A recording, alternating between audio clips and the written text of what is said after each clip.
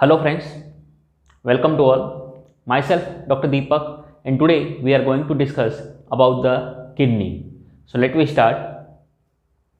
So kidneys, they are also known as nephrons or rennies, and they are the pair of excretory organ which are located at the posterior abdominal wall, one on each side of vertebral column, and they are retroperitoneal organ, means they are lies behind the peritoneum. Okay, so the main function of the kidney is they are excrete the metabolites waste, the extra water and salts from the blood plasma and maintain its pH. Then the location of the kidney. So both the kidneys are located in the epigastric, the hypochondric, the lumbar and the umbilical region. If we discuss about the right kidney, so right kidney it is covering the epigastric, umbilical, right lumbar and right hypochondric area, whereas the left kidney it is occupies the epigastric, left hypochondric, left lumbar and the umbilical region. Okay, but the fact is that the right kidney it is little lower than the left kidney, and whereas the left kidney is little nearer to the median plane than the right kidney. Okay, the right kidney it is little lower than the left kidney, and the left kidney it is little nearer to the median plane than the right kidney. Okay, then the transpyloric plane,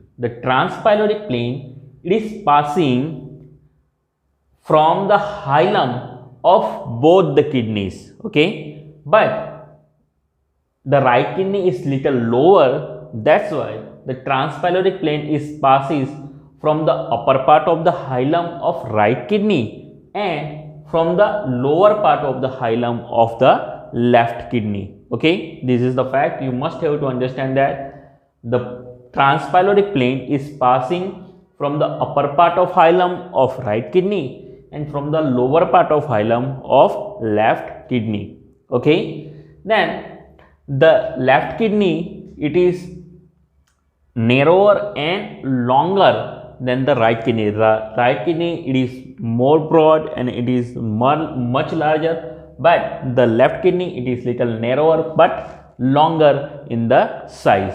Okay, so this is the fact about its location and its orientation. Then the external then the shape of the kidney, it is a bean shaped. Then the size it is about 11 centimeter long, then the 6 centimeter broad and 3 centimeter thick. Its weight in the male, its weight is about 150 grams, whereas in the females its weight is about 135 grams. Okay, then the color it is reddish brown in the color. Then its external features of kidney. So kidney has a 2 poles, 2 borders and 2 surfaces. Okay, the 2 poles are the upper pole and the lower pole. The 2 borders are the medial border and the lateral border, and the 2 surfaces are the anterior surface and the posterior surface. Okay, so the upper pole of both the kidneys they are in the relation with the suprarenal glands. Okay, their lower pole lies about 2.5 centimeter above the iliac crest. This is the iliac crest. Okay, so from this iliac crest the lower pole of the kidneys are about 2.5 centimeter above. Okay, then the borders, so its medial border it is concave, whereas lateral border it is convex.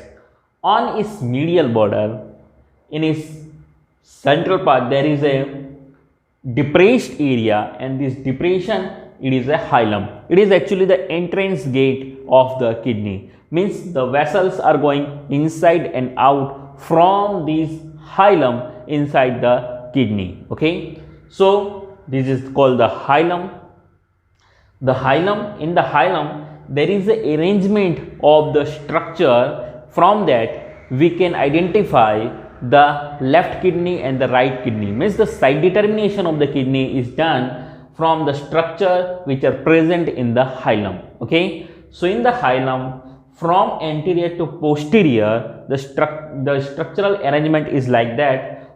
From the most anterior side there is a renal vein, then posterior to renal vein there is a renal artery, and posterior to renal artery there is a renal pelvis. So most anteriorly there is a renal vein, then the renal artery, and most posterior side there is a renal pelvis. So this is the arrangement of the structures in the hilum. You must have to remember that. Okay, now the anterior surface of the kidney is rough, whereas its posterior surface is flat. But we, from these things, we cannot identify the anterior and posterior surface, because when we take the original kidney in the hand, we cannot identify the anterior surface and the posterior surface properly. Okay, but its anterior surface is little bit rough, whereas its posterior surface is flat. So most of the site determination of the kidney is done from the structures which are present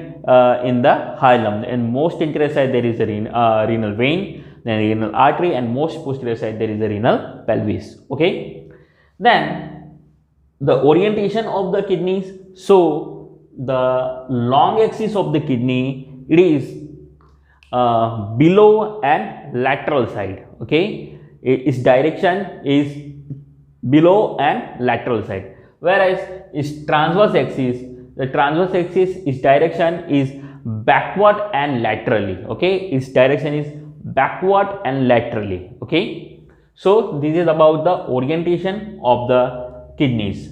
Then the relations of the kidney. So as we know that in the abdomen there are so many organs. Okay, but they are not common on both the sides. Means some organs are on the left side, some organs are on the right side. As like on the right side there is a liver, on the left side there is a spleen. So the kidneys have some common relation and some uncommon relations. Okay, so first of all we will discuss about the common relation of the kidney. So common relation, first of all the upper pole. So both the kidneys are their upper pole are in the contact with the suprarenal glands. Okay, the left one it is left suprarenal gland, and the right one it is right suprarenal gland. Then the lower poles, so their lower poles are about 2.5 centimeter above the iliac crest. Okay, then in the medial border, so medial border of both the kidney, above the hilum they are in the relation with the suprarenal gland, and below the hilum they are in the relation with the ureters. Okay, because the renal pelvis is finally continue as a ureter. So their upper part above the hilum they are in the relation with the suprarenal gland, whereas below the hilum they are in the relation with the ureter. Okay, then the posterior relation, posterior common relation of the kidneys. So there are 4 muscles, then the 2 ligaments, then 3 nerves and 1 vessels. Okay, there are 4 muscles, then 3 nerves, then 2 ligaments and 1 vessel. Okay, so 4 muscles, then 3 nerves, then 2 ligaments and 1 vessel. Okay, so 4 muscles are the diaphragm, then the psoas major muscle, then transverse abdominis and quadratus lumborum. Okay, which are the muscles? You must have to remember this relation: the diaphragm, then the psoas major muscle, then transverse abdominis muscle, and then the quadratus lumborum muscle. Okay, so these 4 muscles are in this posterior relation. Then the 3 nerves. So which are that now? The subcostal nerve, then iliohypogastric nerve and ilioinguinal nerve. The subcostal nerve, the iliohypogastric nerve and ilioinguinal nerves. So these 3 nerves are in the relation, posterior relation of the kidney. Then the ligaments. So medial arcuate ligament, and lateral arcuate ligament. These two ligaments, medial arcuate ligament and lateral arcuate ligament. Okay, and one vessels, they are the subcostal vessels. Okay, what? Subcostal vessels. So these are the common posterior relation. They are the four muscles: the diaphragm, the psoas major, the transverse abdominis and quadratus lumborum muscle. Then three nerves, they are the subcostal nerve, iliohypogastric nerve and ilioinguinal nerve. Then two ligaments, the medial and lateral arcuate ligament, and one vessel, it is the subcostal vessel. Okay, so this is about its posterior relation. Then the uncommon relations. So uncommon relations on the posterior side and on the anterior side. So on the posterior side, the right kidney in the relation with the 12th rib, okay, whereas the left kidney, it is in the relation with the 11th and 12th rib, because the right is little lower, so it is in the relation with only one rib. The left is little higher, so it is in the relation with the two ribs, the 11th and the 12th rib. Okay, then anterior uncommon relation. So right kidney, on the right kidney there is a right suprarenal gland. Okay, then the liver, on the right side there is a liver, so liver. Then the second part of the duodenum, then hepatic flexure of colon. Okay, where the ascending colon, it is continued as a transverse colon, so it is a hepatic flexure of colon, and the part of small intestine. These are the anterior relations of the right kidney: right suprarenal gland, then the liver, then second part of the duodenum, then hepatic flexure of colon and the small intestine. Okay, then the left kidney, the relations of left kidney, anterior relation of left kidney.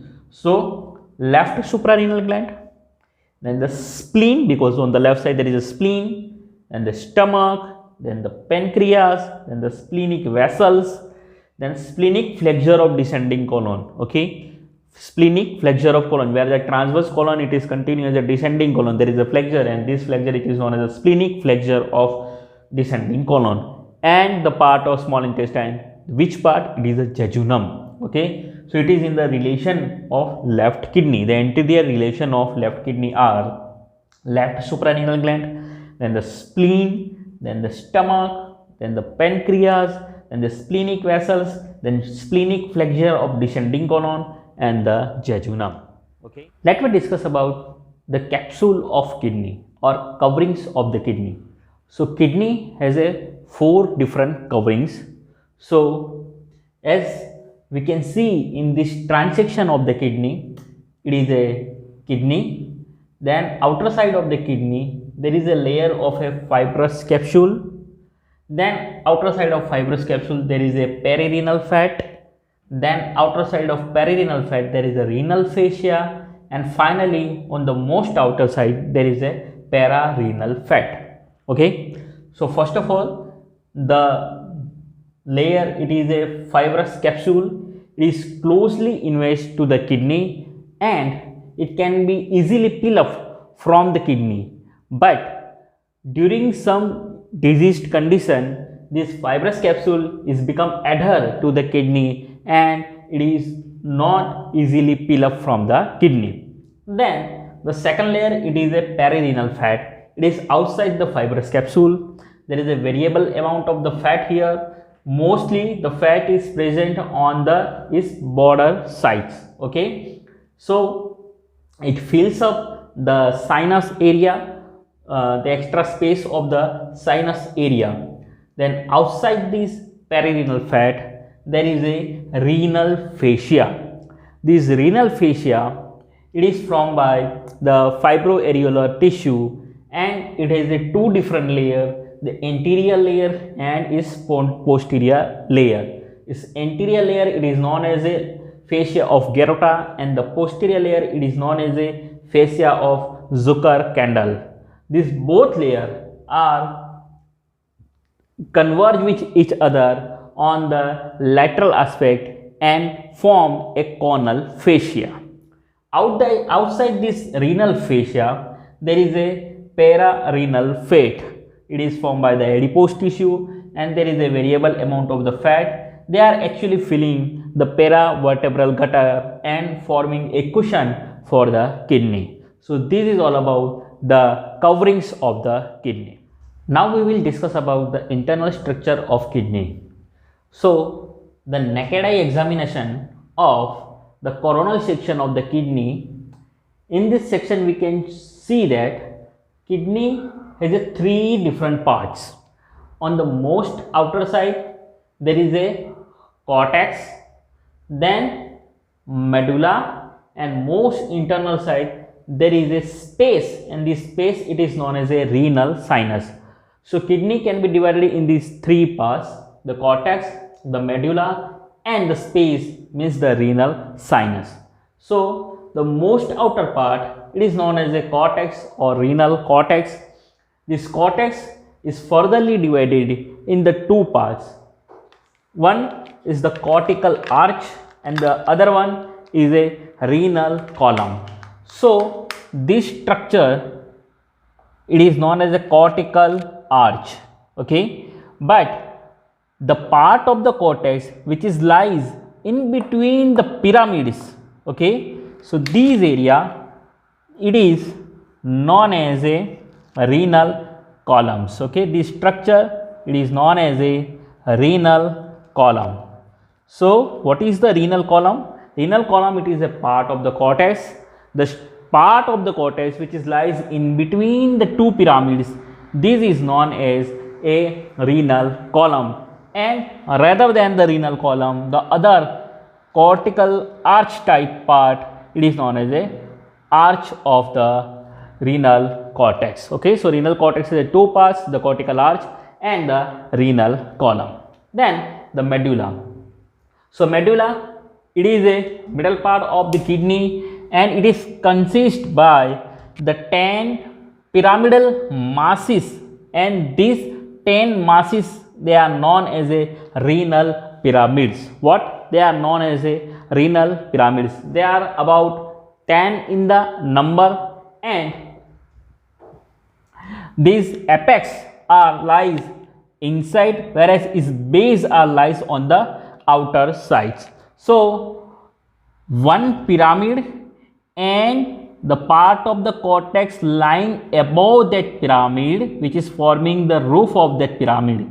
So this structure, it is known as a one renal lobe, okay. So you have to understand what is the renal lobe. So what is the renal lobe? The pyramid and the part of the cortex lying above this pyramid, okay. So this area, it is combinedly known as a one renal lobe, okay. So the pyramid and the part of the cortex which is lying above this pyramid, this area, it is known as a one renal lobe. So there are about the 10 pyramids in the kidney, so there are about the 10 renal lobes in the kidney, okay. Now the renal sinus. So the renal sinus, it is a space that is extend in the kidney from the hilum. It is a hilum, it is the opening of the kidney, okay. So the space which is extend from the hilum inside the kidney, this space,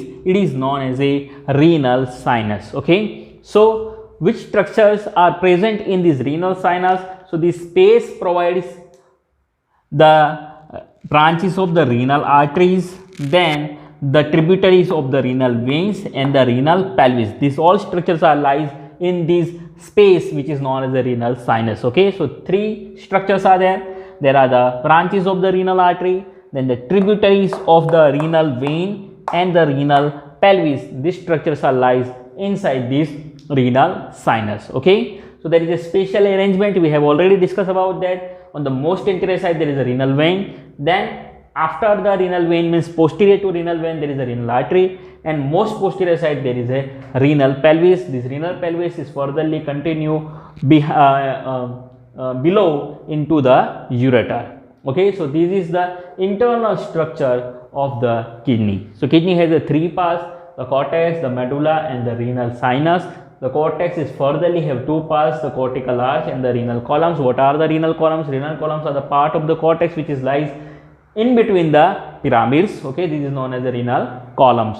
Then the medulla, it is formed by the 10 conical masses. They are known as the renal pyramids, okay. Then the renal sinus, the renal lobe. What is the renal lobe? So the one pyramid and the part of the cortex above that pyramid, they are combinedly known as a one renal lobe. So there are about the 10 conical masses. So there are about the 10 renal lobes in the kidney. Okay. Now the renal sinus, it is a space that is extended from the hilum inside the kidney, and it contains the branches of the renal artery, the tributaries of the renal vein, and the renal pelvis. Okay.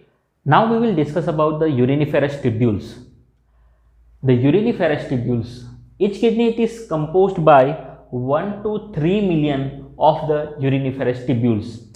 The uriniferous tubules is composed by two different parts which are derived embryologically differently. So these two parts are the nephron and the collecting part. So the nephron, it is a functional unit of the kidney, and it comprises these all structures. So this nephron, it is formed by the two different parts, the renal corpuscle and the renal tubules. So the renal corpuscle and the renal tubule are combinedly known as a nephron, and this nephron are finally connect with the collecting ducts. Okay. So the uriniferous tubule is formed by the two different parts. One is the nephron and the other one is a collecting duct or the collecting part. Okay. So let me see how the nephron is composed. So first of all, the efferent arterioles are come into these Bowman's capsule and form a capillary tuft, and this capillary tuft, it is known as a glomerulus. Okay, this glomerulus is present inside this Bowman's capsule. In the Bowman's capsule, there is a special type of the cell, and they are known as the podocytes, and these podocytes are participate in the formation of the urine or the filtration of the blood plasma. Okay, so they are present inside this Bowman's capsule. This filtered urine is finally reached from this Bowman's capsule inside this proximal convoluted part of the renal tubules. Then from this proximal convoluted part, from inside this loop of Henle, and from the loop of Henle it travels inside this distal convoluted part, and finally they are connect with this collecting duct. Okay, this connecting duct is connect with this collecting duct, and these so many collecting ducts, they are finally form one larger duct, and it is known as a duct of Bellini. Okay, so what is first we have to understand two different structure. One is the renal corpuscle. So what is called the renal corpuscle? So this glomerulus and Bowman's capsule, these structure, it is combinedly known as a renal corpuscle. Okay, the glomerulus and Bowman's capsule, they are combinedly known as a renal corpuscle. Then what is the renal tubules? So the proximal convoluted tubule, the loop of the Henle, and the distal convoluted tubule, these all structure, proximal, loop of Henle, and distal convoluted tubule, they are combinedly known as a renal tubules. Okay, so these renal corpuscle and the renal tubule, they are combinedly known as a nephron. Okay, then the collecting part. So these collecting ducts are merged with each other, and they are finally form the duct of Bellini. This duct of Bellini, it is opens into the renal papilla, which are present at the apex of the pyramid. Means this is the one pyramid. So here at the apex of the pyramid, there is a duct, and this duct, it is known as a duct of Bellini. Okay, like that. And this duct of Bellini, in the cortical area, it is connect with the distal convoluted part, then the loop of the Henle, then the proximal convoluted part, then there is a Bowman's capsule, and there is a glomerulus is present, the efferent arterioles and the afferent arterioles. Okay, so this nephron, okay, this area, the nephronic area, it is present into the cortex. Okay, then this collecting duct, upper part of this collecting duct, they are also present inside the cortical area, but here is lower part and the duct of Bellini, it is present into the pyramidal area, and finally this duct of Bellini, it is open into the apex by the renal papilla. And as we know, the renal papilla, here there is a minor calyx. Okay, these minor calyx are finally form the major calyx, and the major calyx are finally form the renal pelvis, and from this renal pelvis the urine is passed out into the urethra, from the urethra the bladder, and then finally the urinary orifice. Okay, and the outside the body. So this is all structure of the uriniferous tubule. What is the uriniferous tubule? So the uriniferous tubules, there are about 1 to 3 million of uriniferous tubules present in one kidney, and they are formed by the two different parts which are also embryologically distinct from each other, and these two parts are the nephron and the collecting part. Okay, so what is the composition of the nephron? So the nephron is composed by the two parts, the renal corpuscle and the renal tubule. What is the renal corpuscle? Renal corpuscle, it is formed by the glomerulus and the Bowman's capsule, and renal tubule, it is formed by the proximal convoluted tubule, loop of the Henle, and the distal convoluted tubule. Finally this renal tubule is opens into the collecting ducts. Then so many collecting ducts are converge with each other and form a larger duct which is known as a duct of Bellini, which is open at the apex of the pyramid in a renal papilla. Okay, and from this renal papilla urine goes into the minor calyces, from the minor calyx in the major calyx, and from the major calyx in the renal pelvis, and from the renal pelvis into the ureter. Okay, so it is like that. Vascular segments of the kidney. So kidney has a 5 vascular segment, and these segments are formed by the branches of the renal artery. Okay, as we have seen, the renal artery when enter into the kidney, it is divided into the 5 different branches. There are the 4 anterior branches and 1 posterior branch. So according to that, there is a 4 anterior vascular segment and 1 posterior vascular segment. Okay, so let me see how these segments are formed. So we will draw the kidney here.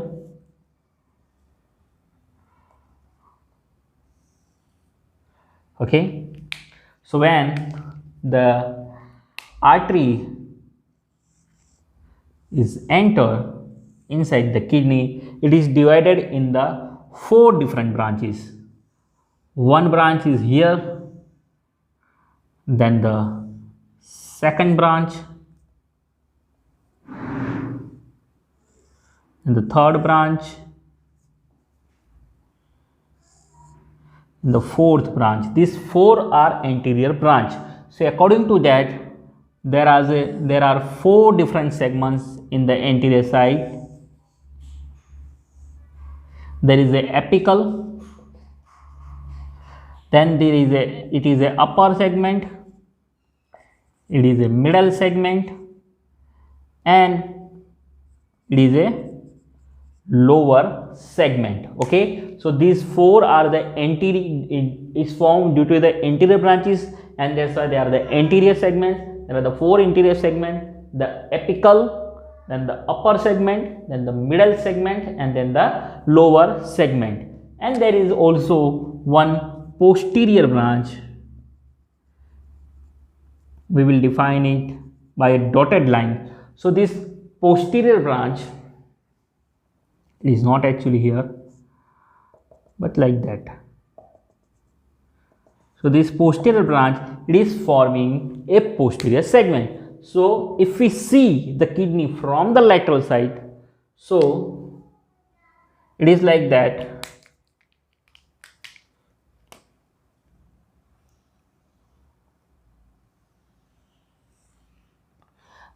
There is a apical, segment, there is a posterior segment, upper segment, middle segment, and the lower segment. So like that, there are the 5 different segments present in the kidney: the apical, then the upper, then the middle, lower, and the posterior segment. Okay, so you must have to remember that these segments are formed due to the branches of the renal artery, and they are the vascular segments. Okay, now we will discuss about the artery supply of the kidney. So the renal artery are supplying to the kidney. So this renal artery is a branch of the abdominal aorta. It is a direct branch of the abdominal aorta. So from the abdominal aorta, there is a renal artery. Renal artery enter inside the kidney, and it is divided in the 5 different branches: 1, 2, 3, 4, and 5 branches. The name of these branches are the segmental branch. Okay. Now each segmental branch, it is enter into a lobe. Okay, and entering into a lobe, its name is changes as a interlobar branch. Okay, so they are inside the lobe, that's why its name it is a interlobar branch. Now this interlobar branch is offshoot the other branches, and these branches are entering in between the pyramids. Okay, so they are known as a interlobar branches. What? They are the interlobar branches.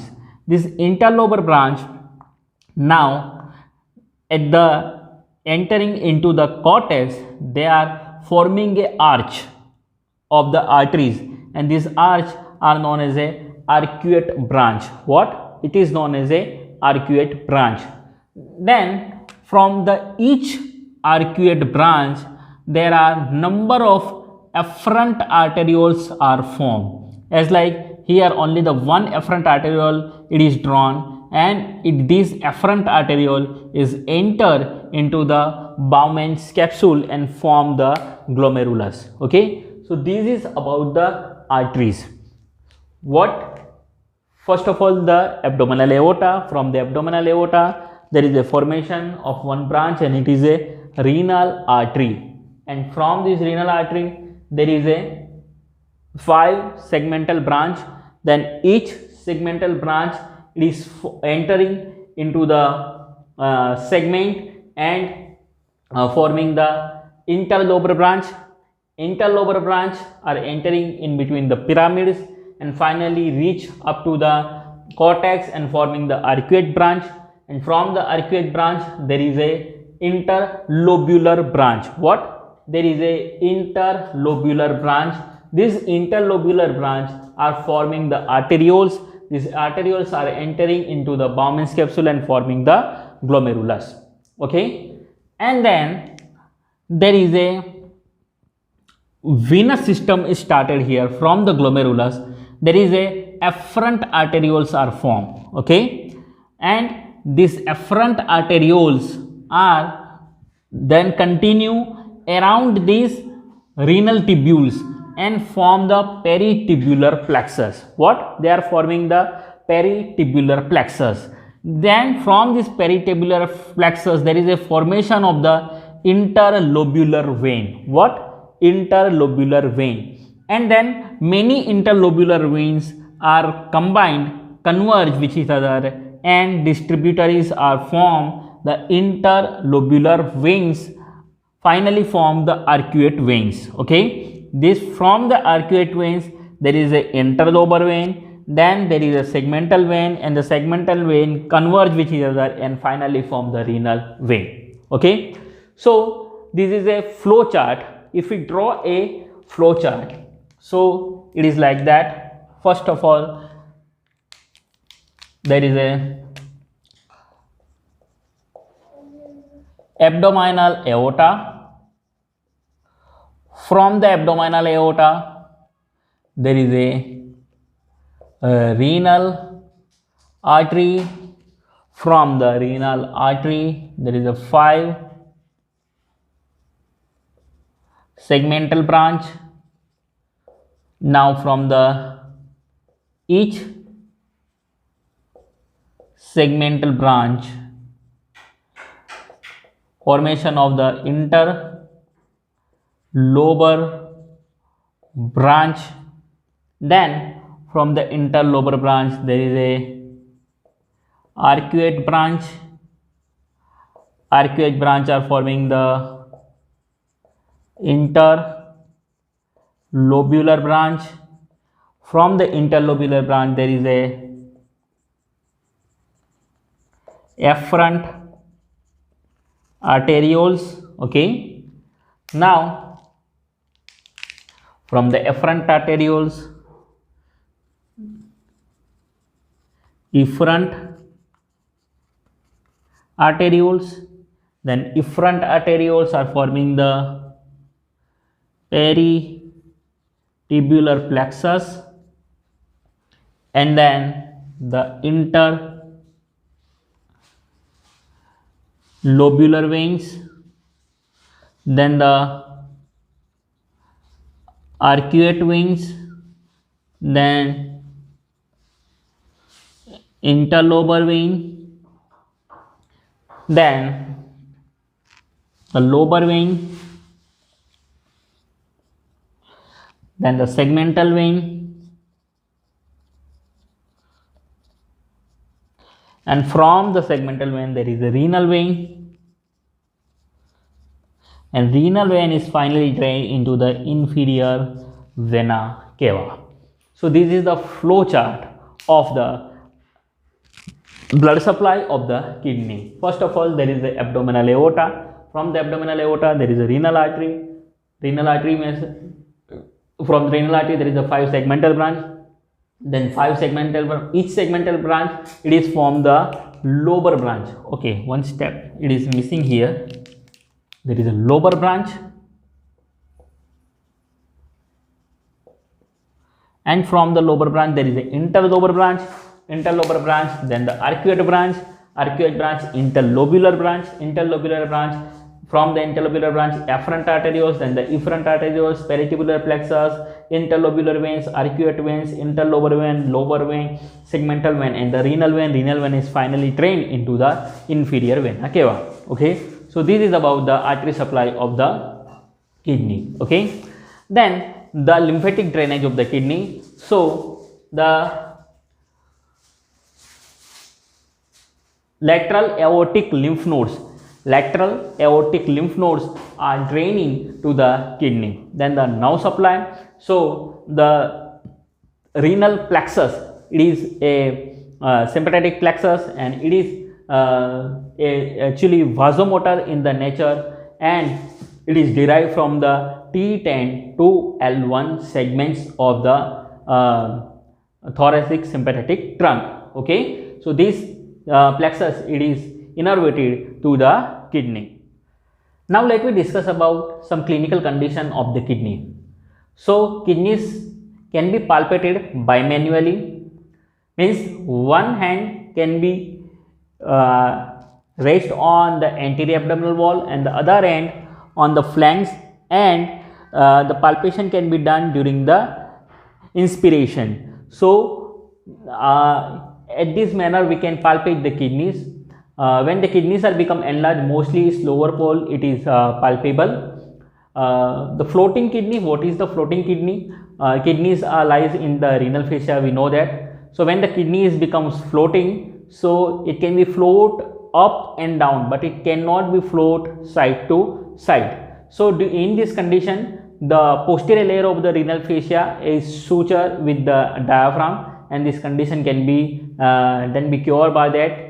Then some common conditions, common disease of the kidney, they are the nephritis, it is a inflammation of the kidney. Then there is a tuberculosis of the kidney. The stone, it is a very common in the kidneys.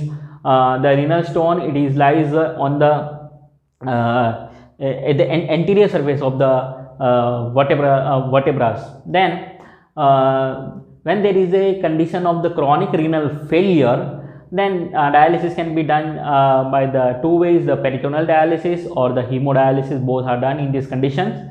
So this is all about some clinical condition. So here the kidney, it is completed. Thank you very much.